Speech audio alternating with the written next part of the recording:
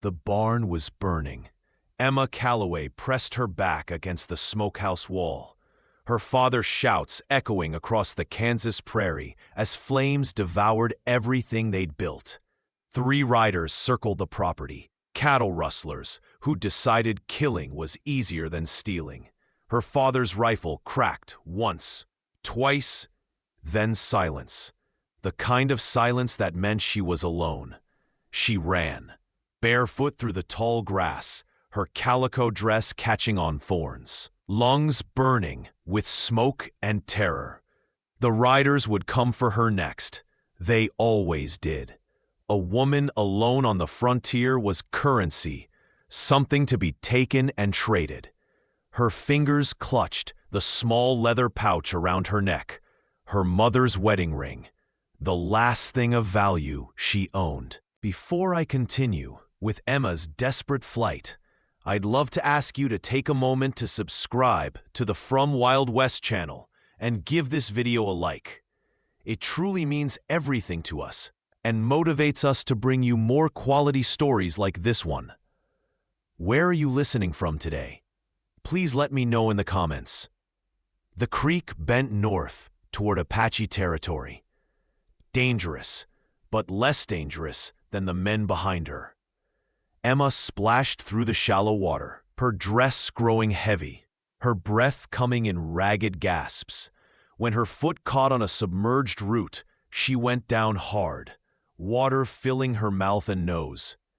Strong hands caught her before the current could pull her under. Emma screamed, thrashing, but the grip was firm, without being cruel. When her vision cleared, she found herself staring up at a man who seemed carved from the very earth itself. He stood waist-deep in the creek, water streaming down bronzed skin marked with traditional Apache tattoos. His long black hair was tied back with leather cord, and his dark eyes held something she hadn't seen in months. Concern, not hunger. "You run from fire or men?" His English was precise, touched with an accent that made each word deliberate. "Both." Emma's voice cracked. She tried to pull away, but her legs wouldn't hold her. He lifted her easily, carrying her to the bank as if she weighed nothing. His buckskin shirt was open, revealing a chest built from years of hunting and warfare, muscles that spoke of strength earned, not inherited. When he set her down on the grass, she noticed the scars, silver lines across his ribs, a puckered mark on his shoulder. Stories written in flesh. "My name is Neshoba. It means wolf." He crouched before her, giving her space. "You are hurt?"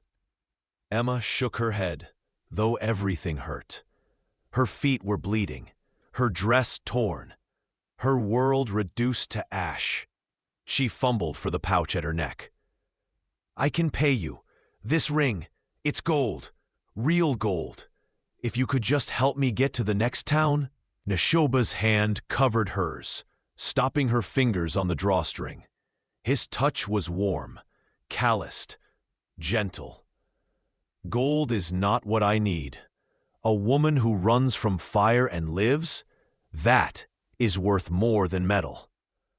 Something in his voice made her look up. Really look. His face was all hard angles and fierce beauty, but his eyes held an unexpected softness. Behind him, she could see a camp, a well-built shelter of hide and timber, horses grazing, a fire pit arranged with the care of someone who lived deliberately. "Why would you help me?" She'd learned to distrust kindness. Kindness always had a price. "Because the spirits sent you to my creek on the day I asked for purpose." He stood, offering his hand, and because no woman should have to buy her own safety. Emma stared at his hand for a long moment. She could refuse, stumble onward alone, likely die before nightfall. Or she could trust this strange warrior with the careful voice and ancient eyes. She placed her hand in his. Neshoba's camp was not what Emma expected. The shelter was ingeniously constructed, half dugout for warmth, half teepee for air, with walls lined with furs and woven blankets that spoke of skilled hands. A garden plot showed neat rows of squash and beans. Everything had its place. Everything served a purpose. "You will sleep here." He gestured to a pile of soft buffalo hides in the corner. "I will keep watch outside. I don't want to take your bed. You need rest. Tomorrow we see if your father's land can be salvaged." He moved to leave, then paused at the entrance. "You are safe here. I give my word as a warrior of the Jicarilla people." Emma wanted to believe him. God, she wanted to believe someone in this brutal world kept their word. She curled into the furs, expecting sleep to evade her, but exhaustion pulled her under like the creek's current. She woke to the smell of roasting meat and coffee. Real coffee, not the burnt grain substitute she'd grown used to. Neshoba sat by the fire, turning a rabbit on a spit, his profile sharp against the dawn sky. "You have coffee." Emma's voice was hoarse. "Traded pelts for it last month. I drink it rarely." He poured a cup from a battered tin pot and brought it to her. "Today we drink for new beginnings." The coffee was strong and bitter and perfect. Emma wrapped her hands around the cup, letting the warmth seep into her bones. "My father is dead, isn't he?" Neshoba was quiet for a moment. "I went at first light. The barn is gone. The house is damaged but stands. I found one body, already being tended by crows. I am sorry." She should cry. She should scream. But Emma had run out of tears somewhere between her mother's death last winter and watching her father drink himself mean. He wasn't always cruel. The war broke something in him. War breaks many things. It broke me too once. Neshoba handed her a piece of rabbit wrapped in wild onion leaves. "Eat. Then we talk about what comes next." "What can come next?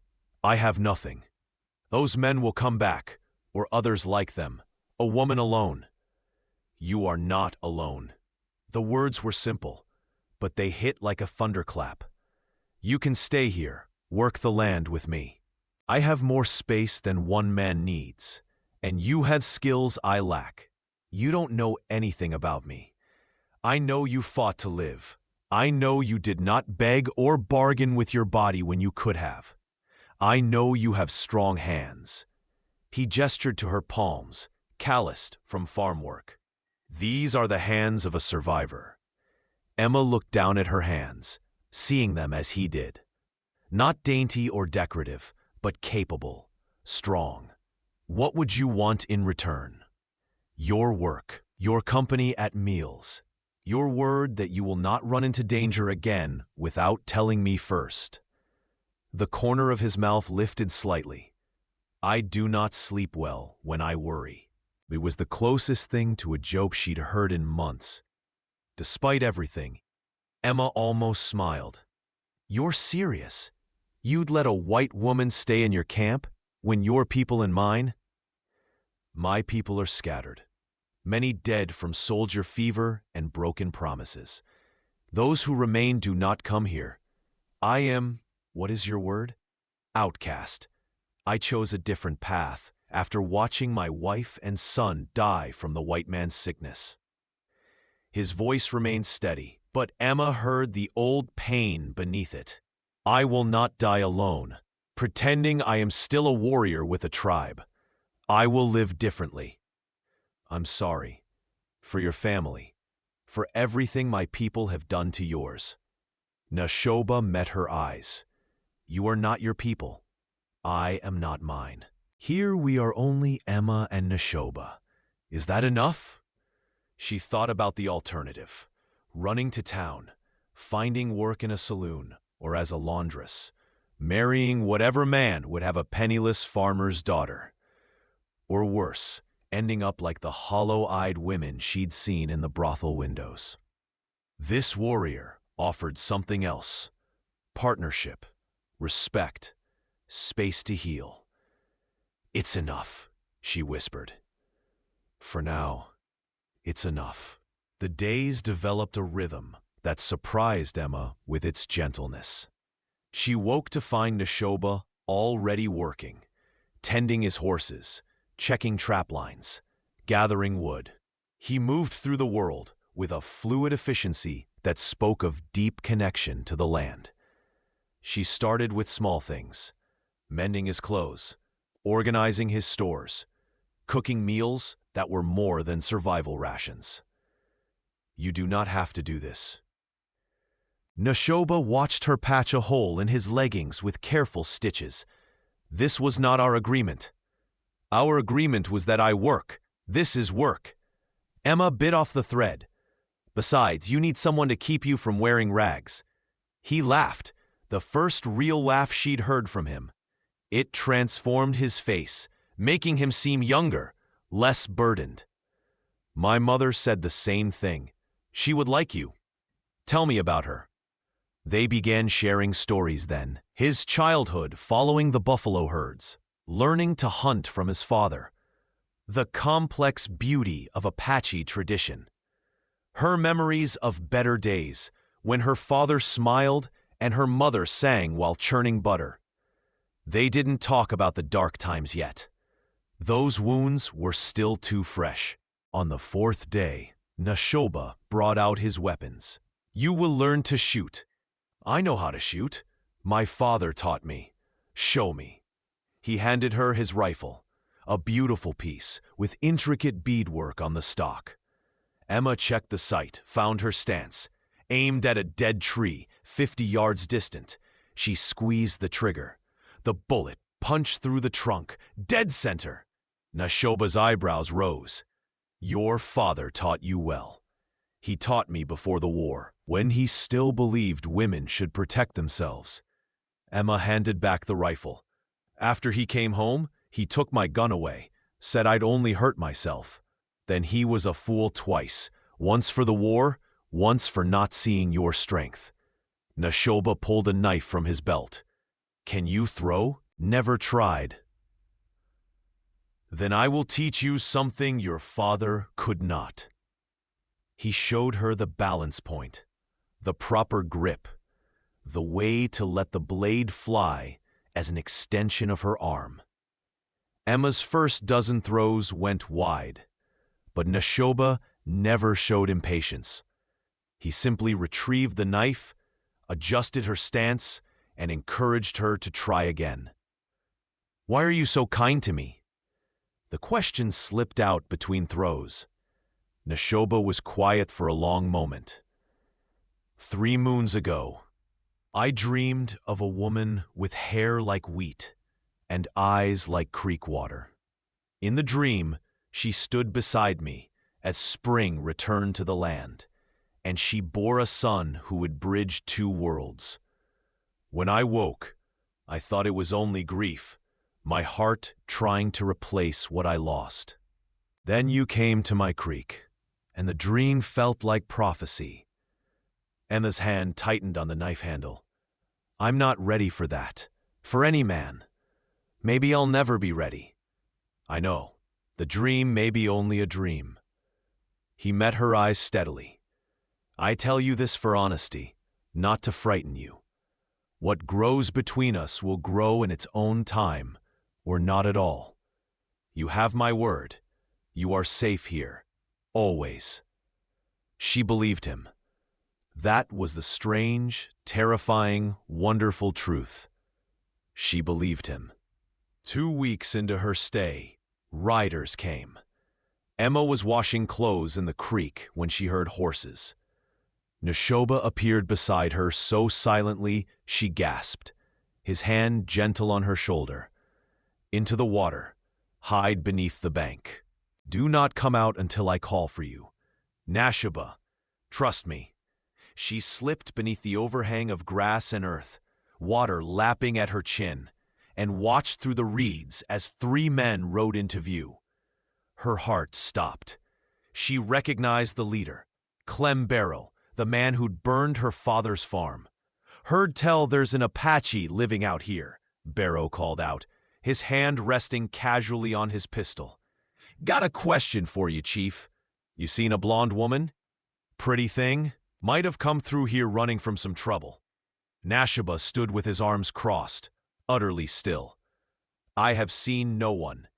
"Now that's strange, 'cause we tracked her right to your creek." Barrow's smile was ugly. "She's got something that belongs to us. A gold ring. We're just looking to collect what's ours.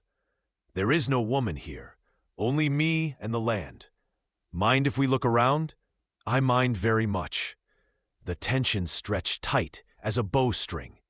Emma's hand found a rock beneath the water, her only weapon. If they moved on Neshoba, she would, what, throw a stone and get them both killed? Barrow's companion, a weasel-faced man with cold eyes, shifted his weight. "We could just take what we want, Injun. Ain't nobody out here to stop us. You could try." Neshoba's voice went cold as winter wind. "I was a warrior before I was a hermit. I have killed more men than you have robbed. You will die before you touch anything of mine."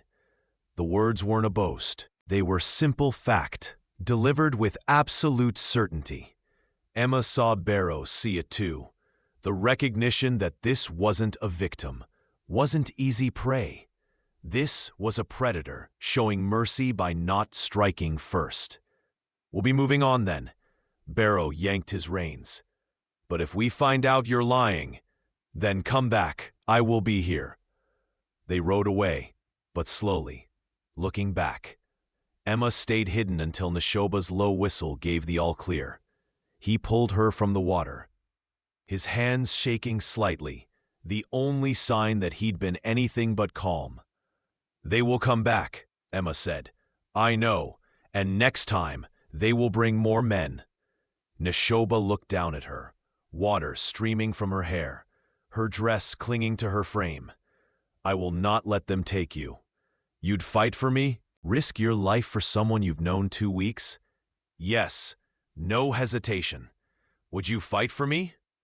Emma thought of the rock, still clutched in her fist, her wild plan to attack 3 armed men with a stone and desperation.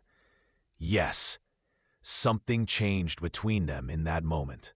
The distance they'd carefully maintained, the respectful space of 2 wounded people learning to coexist, suddenly felt unnecessary.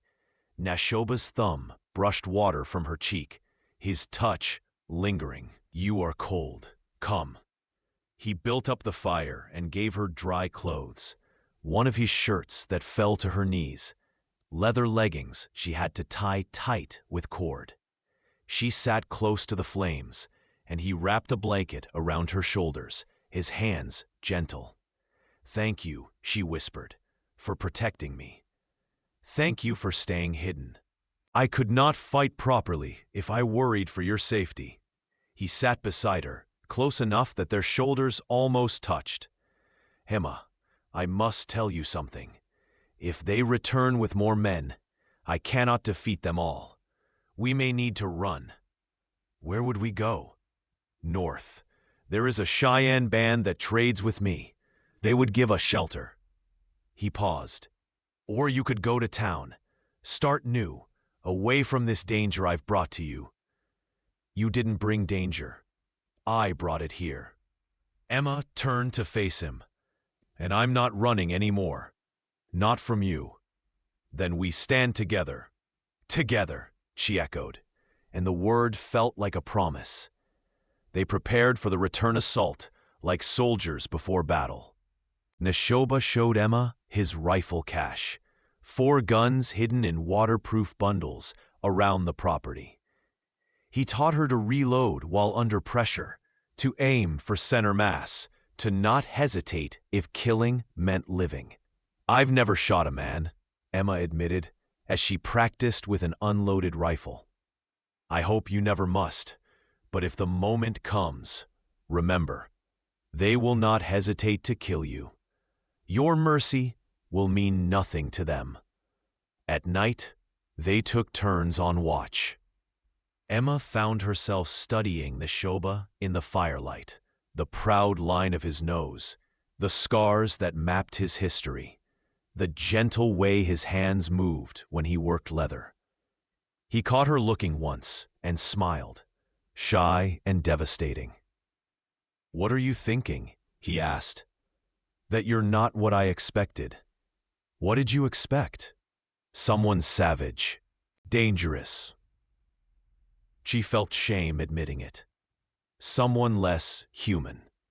"I am dangerous," Neshoba said quietly. "But I am also a man who likes coffee and hates cold mornings and laughs at the way you sing to the chickens."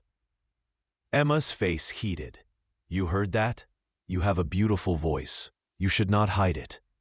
He reached across the space between them and took her hand, his thumb tracing the calluses on her palm. "I am also a man who dreams of you, not the dream I spoke of before, but new dreams. Dreams of choice, not prophecy." Her heart hammered. "What kind of dreams?" "Dreams where you stay not because you must, but because you wish to. Dreams where you look at me as I look at you, like sunrise after a long night." His grip tightened. "Dreams where when I touch you, you do not flinch. I don't flinch from you. Not your body, but your heart still runs." He brought her hand to his lips, pressing a kiss to her knuckles. "I can wait. I am good at waiting." Emma's throat tightened with emotion she didn't have words for. This man who owed her nothing had given her everything: safety, respect, partnership, time. He'd built a space where she could heal without pressure, could learn to trust again without fear. "Neshoba!" The sound of hoofbeats cut her off. Many hoofbeats. They moved in synchronized silence, Emma grabbing the nearest rifle, Neshoba taking position at the shelter's entrance. Through the darkness, she counted at least 8 riders, maybe more. Torches lit their faces, turning them into demons. "Come out, Apache!" Barrow's voice rang out. "We know you got her. Send her out and we'll leave you be. Keep her and we burn you out like we burned her daddy."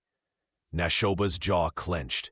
He looked back at Emma, and she saw the calculation in his eyes. He was weighing the odds, counting bullets against men, measuring whether he could win or should surrender her to save his own life.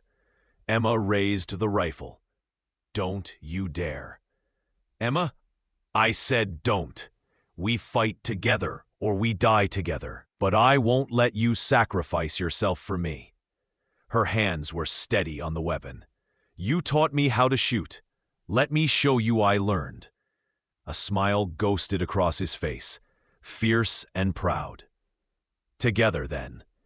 "Together." Neshoba cupped her face briefly, his thumb stroking her cheek. Then he turned back to the darkness and called out in a voice that carried power. "She is under my protection. If you want her, you will have to kill me first. And I promise you, some of you will not leave this place alive." "So be it, Injun." The first shot shattered the night. Emma fired back, her bullet taking one of the torchbearers in the shoulder. He went down screaming. Neshoba's rifle cracked twice, precise and deadly. 2 more men fell, but there were too many. They spread out, surrounding the shelter, firing from multiple angles. A bullet tore through the hide wall, missing Emma by inches. Neshoba pulled her down, covering her body with his own as wood splinters and leather fragments rained around them. "The back," he hissed. "We run for the horses. Stay low. Follow me exactly." They crawled through the rear of the shelter, emerging into chaos. Flames licked at the edges of the camp. Barrow's men had thrown torches. Neshoba's horses screamed and reared, panicked by the fire and gunshots. A man stepped from the shadows, pistol raised. Emma didn't think. She just fired. The man dropped, his gun discharging harmlessly into the earth. She'd killed him. The knowledge was distant, pushed aside by the raw need to survive. Neshoba reached the horses, grabbing halters, speaking soothing words in Apache that somehow penetrated the animal's panic. He lifted Emma onto a mare's back, then vaulted onto his stallion with fluid grace. Ride north. Don't stop until you reach the river. What about you? I'm right behind you. Go. Emma dug her heels in, and the mare bolted into the darkness. Behind her, gunshots continued to echo. She looked back and saw Neshoba, silhouetted against the burning camp, firing with methodical precision. He was buying her time with his own life. No, she wouldn't let him die alone. Emma wheeled the mare around, ignoring Neshoba's shout of protest. She rode straight back into the chaos. Firing her rifle one-handed, reins gripped in her teeth like he'd taught her. One of Barrow's men tried to grab her. She clubbed him with the rifle butt, felt the impact jar through her arms. Then Neshoba was beside her, his face a mask of fury and fear. What are you doing? Not leaving you. Stubborn woman, stubborn man. They rode together into the darkness, bullets whining past them like angry hornets. Emma felt something tug at her sleeve. Too close. She kicked the mare harder, leaning low over her neck. And suddenly they were in the tall grass, the sounds of pursuit fading behind them. They rode for hours until the horses were lathered, and their own bodies ached with exhaustion. Finally, Neshoba pulled to a stop near a stand of cottonwoods, his breathing harsh. You should have run, he said. You would have died. Yes, but you would have lived. Emma slid from her horse, legs nearly buckling. Don't you understand? I don't want to live without you. The words hung in the air between them, more binding than any wedding vow. Neshoba dismounted slowly, his dark eyes never leaving hers. When he reached her, he cupped her face in both hands, his touch achingly tender. You came back for me. Of course I came back. Emma's voice broke. You're mine. You've been mine since you pulled me from that creek, since you gave me coffee and called me strong, since you looked at me like I was worth saving. Emma, I love you. The words burst from her, raw and true. I don't know when it happened, but I love you. And if you die, I die with you, because I can't go back to that empty world without you in it. Neshoba made a sound low in his throat, something between pain and joy. Then he was kissing her, his lips gentle despite the desperation in his hands. Emma kissed him back, pouring everything into it, her fear, her relief, her love. When they broke apart, both gasping, Neshoba rested his forehead against hers. When spring returns, you'll bear the son I dreamed of, he whispered, not as prophecy, but as choice. If you will have me, if you will choose this life. I choose you, Emma said fiercely. In any season, any life, just you. They rode north for 3 days, avoiding settlements, living on what Neshoba could hunt and trap. On the 4th day, they reached the Cheyenne camp he'd spoken of, a cluster of lodges along a river, smoke rising peacefully in the autumn air. The Cheyenne welcomed them warily, but with respect for Neshoba.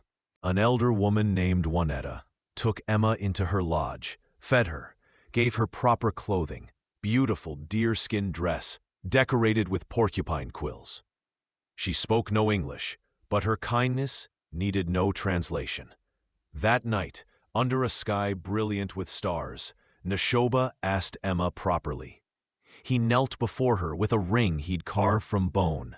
Simple, but beautiful. etched with symbols she was learning, meant strength, life, partnership.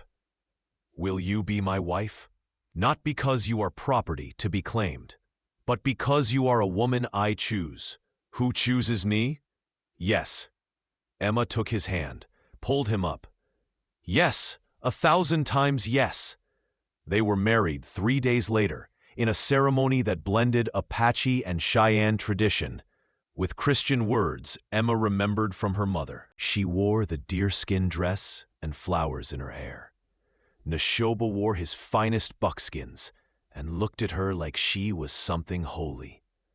When the elder pronounced them bound, Neshoba lifted her in his arms, carrying her to a private lodge prepared for them. He set her down gently, his hands trembling slightly. I need you to know, Emma said softly, what happened before, my father, his anger, the things he made me believe about men. I'm trying to forget, but sometimes... Go slow, Neshoba said, his voice rough with emotion. Tell me if it hurts. If you are afraid, I'll die before I hurt you. She believed him. She kissed him, slow and deep, and let him lower her to the buffalo robes. His hands were gentle, reverent, mapping her body like sacred ground. When fear flickered, he stopped, waited, let her set the pace. When she cried, he held her. When she finally gave herself fully, trusting him with everything she was, it felt like coming home. Later, wrapped in his arms, Emma traced the scars on his chest. Tell me the stories. He did, voice soft in the darkness. Stories of battles and hunts, of mistakes and survival, of loss and learning. She shared her own scars, the invisible ones on her heart. They healed each other with words and touch and time. Spring came early that year. Emma woke one morning to nausea and a strange certainty. When she told Neshoba, his face transformed, with joy so pure, it made her chest ache. He placed his hand on her still flat belly, his eyes wet. A son, he whispered. Maybe a daughter. Either way, they will be ours. Wanted, loved. He kissed her forehead. You have given me everything. A future when I thought I had none. Purpose beyond survival. Love I thought I'd never feel again. You gave me the same. Emma laced her fingers through his. You saw a person worth saving. You saved yourself. I simply held space for you to heal. The baby came with the first snowmelt. A son, as Neshoba had dreamed, with his father's dark eyes and his mother's stubborn chin. They named him Two Rivers, for the creek where they met and the river that gave them sanctuary. Emma and Neshoba built a new life, not at his old camp or her burned farm, but in a small valley the Cheyenne showed them. They raised horses and children, 2 sons, then a daughter who grew up fearless and strong.